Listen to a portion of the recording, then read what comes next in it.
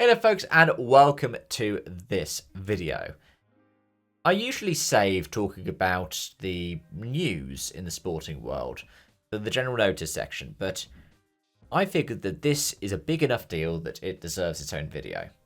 Let's talk about the joint statement and the resolution of the lawsuit between NASCAR, 2311 Racing and Front Row Motorsports.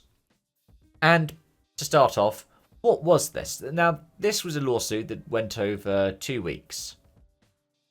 But whilst the case itself was only in court for 2 weeks, it's been going on for nearly a year and a half. NASCAR has a charter system. What that means is that each team owns a license to run a particular car in the series.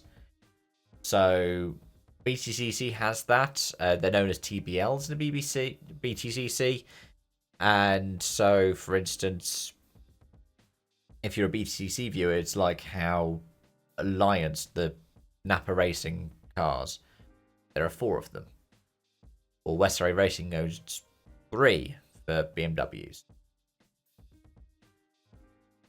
In this case, there were the charters that were being given out for NASCAR, and they aren't permanent. They're only technically temporary. Some of the teams wanted to be permanent. There were some other issues with the agreements. So F1 has its Concord agreement, gets negotiated every now and then. The most recent one was about the dilution fund that Cadillac have had to pay to get in. Some teams had objections to this, most notably 2311 and Front Row Motorsports. And NASCAR supposedly sent over an ultimatum with a night's notice. So 2311 and Front Row didn't sign it. They sued. They got their charters temporarily revoked. They then got them back. They then lost them again. And now they, I guess, have them back. They filed a lawsuit against NASCAR on antitrust grounds, saying that NASCAR had a monopoly. And yeah, that's where we got to. So the statement reads, and this is from the NASCAR website, you can find it linked in the description below. NASCAR 2311 Racing and Front Row Motorsports are pleased to announce a mutually agreed upon resolution that delivers long-term stability and creates the conditions for meaningful growth for all teams in a more competitive environment. This resolution reflects our shared commitment to maintaining a fair and equitable framework for long-term participation in America's premier motorsports, one that supports teams, partners and stakeholders while ensuring fans enjoy uninterrupted access to the best racing in the world. The agreement allows all parties to move forward with a unified focus on advancing stock car racing and delivering exceptional competition for our fans. With this matter now resolved, all parties look forward to work together alongside all chartered race teams to deliver world-class events, dynamic sponsorship and partner activation opportunities, and continued growth for generations to come. As a condition of the settlement agreement, NASCAR will issue an amendment to existing charter holders detailing updated terms and signature, which will include a form of evergreen charters, subject to mutual agreement. Financial terms of the settlement are confidential and will not be released. What all parties have agreed upon is a deep love for the sport and desire to see it fulfill its full potential. This is a landmark moment, one that assures NASCAR's foundation is stronger, its future is brighter, and its possibilities are greater. We extend our sincere thanks to Judge Kenneth Bell and mediator Jeffrey Michigan for their professionalism and guidance throughout this process, and to the jury for their time. Now, what does that mean? Does it mean that we could just say, Michael Jordan won? No. It means we can infer it, but because NASCAR is going to save face if they did lose, or 2311 and FRM are going to save face if they did lose, we can't say. The momentum was certainly going against NASCAR for a while. Judge Kenneth Bell, for example, had ruled that the antitrust case and the anti-monopoly case was going to be about NASCAR being the only premier stock car racing category in the States. Which it is. And given those texts and emails that went out about SRX, yeah, they kind of wanted to have monopoly. But it would have been interesting to see how it went, because given an understanding of American politics at the moment, it's not that clear cut. You see, much like in the British system, you can appeal a ruling that goes against you, and it goes up and up and up. And America, constitutionally, has a Supreme Court, and it's a proper Supreme Court that's always been there. Ours here in the UK is, not even 20 years old. And it's more like guidance that the government can simply work around. But in this case, talk about the United States, you've got a very strong, very powerful, very political Supreme Court.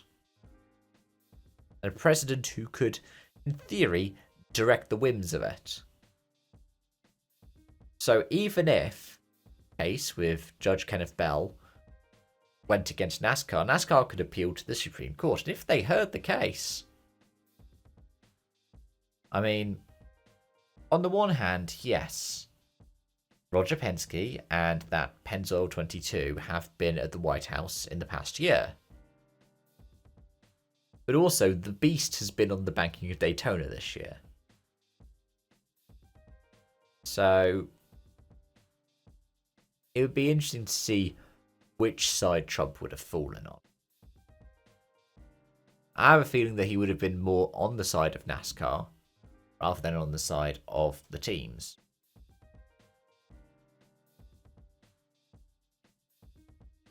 So in a way, in the short term, it's probably better for NASCAR that they settled. Because the appeal process would have been long, would have been drawn out, and if a ruling had been delivered against NASCAR, it could have been disastrous for the sport. But I think in the long term, this settlement is better for 2311 and FRM, because if they'd even won the trial, it wouldn't have been the end of all the proceedings. We would have probably still been talking about all of this for years to come. And who knows, if it had gotten all the way to the Supreme Court, it could have just sided with NASCAR. When you look at things like AI and tech at the moment and the current deals around Warner Discovery and the Paramount and Netflix stuff, antitrust laws have been quite weak and weakened under the current American administration. So I don't know if it would have held up if it had gone all that way. But what's interesting from this is the updated charter agreement that will come through with the idea of what they're calling the evergreen charters. Does that mean permanent charters? Possibly. Will that be a good thing? Also, possibly. F1 sort of has de facto charters, in that you can only have a certain amount of teams. If you want to join, you're going to have to pay a lot of money, so you would buy a team to get onto the grid. IndyCar has charters, and that's to the detriment of teams like Prema, who joined just too late to be able to get a charter.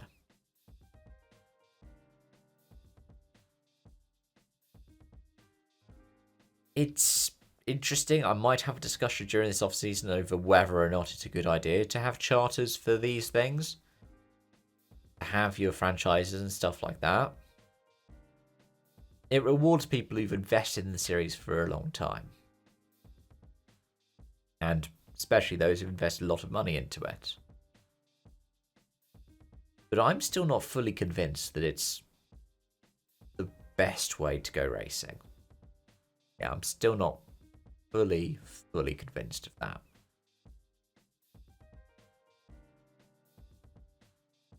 But I'll be interested to see what the terms are for these charters when it comes through, because NASCAR's always wanted to be temporary and on an ongoing renewal basis. I think ongoing renewals of the Concord Agreement, yeah, that does make sense. But they always have it dangling over the teams that, well, it exists now, but it could go away. It sounds a bit too speculative, if you understand what I'm saying. I want to quickly jump into the quotes that were divided by all of the individuals. The top one, perhaps unsurprisingly, is Michael Jordan, the 23 and 2311 racing. From the beginning, this lawsuit was about progress. I was about making sure our sport evolves in a way that supports everyone: teams, drivers, partners, employees, and fans. With a foundation to build equity and invest in the future and a stronger voice in the decisions ahead, we now have the chance to grow together and make the sport even better for generations to come. I'm excited to watch our teams get back on track and compete hard in 2026. And I think the star power has helped there. I mean, there's not been much coverage, even in more general motorsport circles, about this. Most of the following I've seen of it has been from the NASCAR lot. So I've been watching like the Iceberg and Eric Estep doing the breakdown, but I know that all of the journalists, the likes of, for instance, Bob Pockrass has been talking about it, and Jeff Gluck. But it didn't really hit much the outside circle. And especially not really many outside of NASCAR. But I mean, I've seen The Guardian talking about it today. I know there's a US office for The Guardian, but that is proper mainstream talking about it. Denny Hamlin said, I've cared deeply about the sport of NASCAR my entire life. Racing is all I've ever known. This sport shaped who I am. That's why we're willing to shoulder the challenges that came with taking the stand. We believe it was worth fighting for a stronger and more sustainable future for everyone in the industry. Teams, drivers, and partners will now have the stability and the opportunity they deserve. Our commitment to the fans, to the entire NASCAR community, has never been stronger. I'm proud of what we've accomplished, and now it is time to move forward together and build the stronger future the sport deserves. And yeah, for Hamlin, he's coming near the end of his racing career. It's been a tough couple of years for his relationship with the sport. Not just in terms of this suit, but the championship for this year. It'll be interesting to see what he looks like coming into 2026. Bob Jenkins, owner of FRM, said, after more than 20 years in this sport, today gives me real confidence in where we're headed. I love this sport, and it was clear that we needed a system that treated our teams, drivers, and sponsors fairly and kept the competition strong. With this change, we can finally build long-term value and have a real voice in NASCAR's future. I'm excited for the road ahead, for people in the garage, the folks in the stands, and everyone who loves the sport. And that's the thing, is Bob Jenkins has been around for a long time. And whilst 2311 is a new 2020s venture, FRM's been around for a while. And it's interesting because out of all of this, we've seen more divisions with some of the more stable figures in NASCAR. I'm thinking Richard Childress, for example. Curtis Polk, another co-owner of 2311, says, my goal as a member of the team negotiating committee was to help create an economic model that would create a more sustainable model for teams and create a more equitable and transparent system for NASCAR. This settlement achieves significant progress towards the 4 pillars. The result brings NASCAR and the charter teams into better alignment to support future growth and sustainability for all stakeholders and better sport for the fans. And this is the thing, is NASCAR is still the France family. It still is, and it pretty much always has been, and it possibly always will be. And that is something that other series don't have. Heck, F1, even when it was Bernie and Mac show, wasn't fully this. So even if it means having to give up some of the power, that is for the betterment of the series. And we'll wrap up the quotes by talking about Jim Francis, the CEO and chairman of NASCAR at the moment. This outcome gives all parties flexibility and confidence to continue delivering unforgettable racing moments for our fans. It's always been our highest priority since the sport was founded in 1948. We work closely with race teams and tracks to create the NASCAR charter system in 2016, and has proven invaluable to their operations and to the quality of racing across the Cup Series. Today's agreement reaffirms our commitment to preserving and enhancing that value, ensuring our fans continue to enjoy the very best of stock car racing for generations to come. We're excited to return the collective focus of our sport, teams and racetracks towards an incredible 78th season that begins at the Daytona 500 on Sunday, February 15th, 2026. Oh, I am really looking forward to the 500 next year. I mean, I'm looking forward to the season anyways. I think that's a nice way to wrap it up. The order they've picked for the quotes and the release is good. Because whilst NASCAR is the last, and it is perhaps the most generic in a way, it means that it just ties it all together. I think NASCAR's noticed that this was not a battle that it wanted to keep fighting. And I think 2311 and Front Row have recognised, whilst they could potentially push for everything, where it appears they've settled is close enough that they will get something without risking losing everything if this went any further. Which I think is where both sides really wanted to be in all of this. And now it's time to speculate. What will these evergreen charters include in other changes? Because intellectual property rights was supposedly a big deal. Some other things around costs, around single source parts, were big deals. Will there be changes there? Quite possibly, and probably. I guess we'll have to wait and see. The best case for the teams is that they get a greater seat at the table. There was no kind of 3 strikes policy where it was Sport could propose something 3 times. The team said no, they wouldn't propose it a 4th.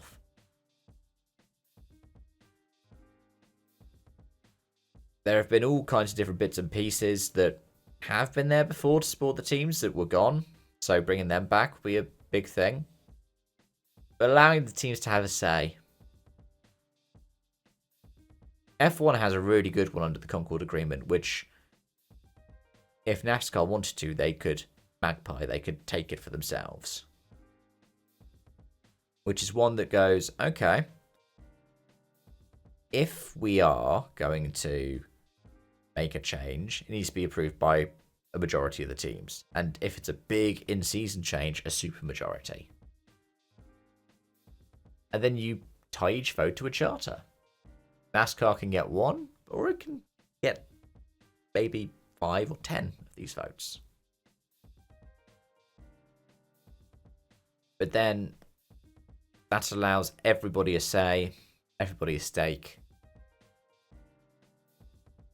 Yeah, heck, as a compromise, NASCAR gets a certain amount of votes, a certain proportion of them. So maybe it's out of 50, and then you've got the 36 chartered teams, and then 14 for NASCAR.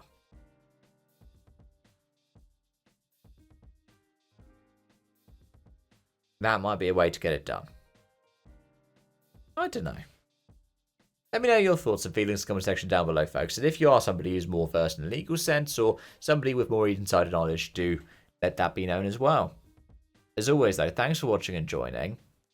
I've been delighted to be able to sit down and talk about this stuff, because usually in the general notice I only get to talk about it for a few minutes, and here we are, nearly 20 minutes talking about this. But yeah, as always, thanks for watching and joining. Thanks for your continued support of this channel. And until next time, bye for now.